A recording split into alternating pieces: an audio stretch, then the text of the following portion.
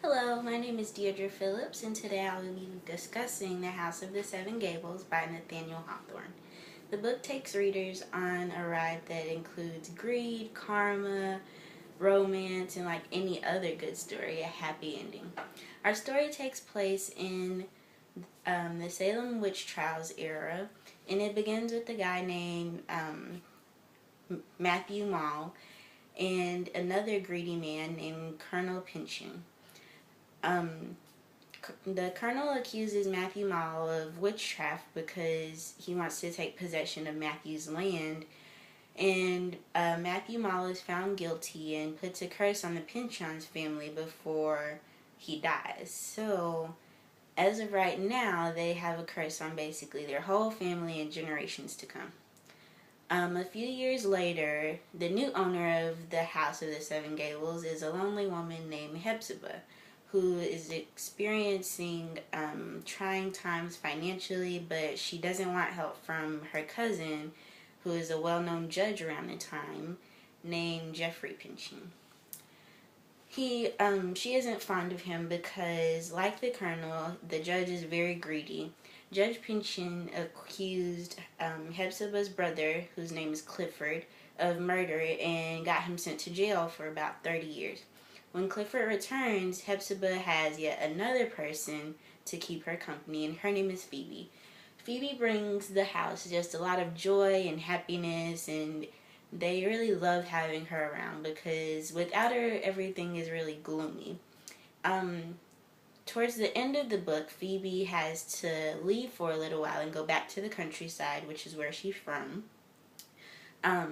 Little side note, Phoebe is Hepzibah's cousin.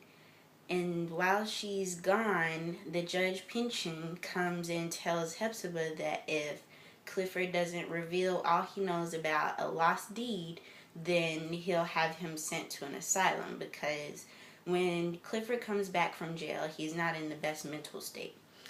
So after that, Clifford and Hepzibah flee the house, and when they get back, they find that Judge Pynchon is dead. So there's also another man living there who's the grandson of Matthew Mall, and he finds out that the judge is dead. And once Phoebe returns, he tells Phoebe that the judge is dead and also that he's in love with her. Phoebe has the same feelings, so they're happily together now. And then once Clifford and Hepzibah get back, they also find out that the judge is dead. So now they don't have anything to worry about.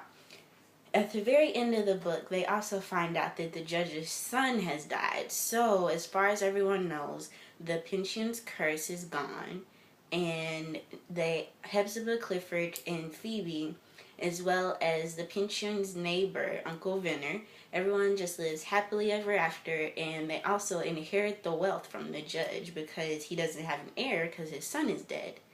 So, aside from the story being just a little bit hard to, keep up with and follow, it was actually a really enjoyable read, and I would recommend it. And after a while, I got into it, and I was able to enjoy the book, even though, at the very beginning, it was hard to follow and kind of not the most interesting book. But after a while, it grew really interesting, and it was really enjoyable. So, yeah, I would definitely recommend it to other people.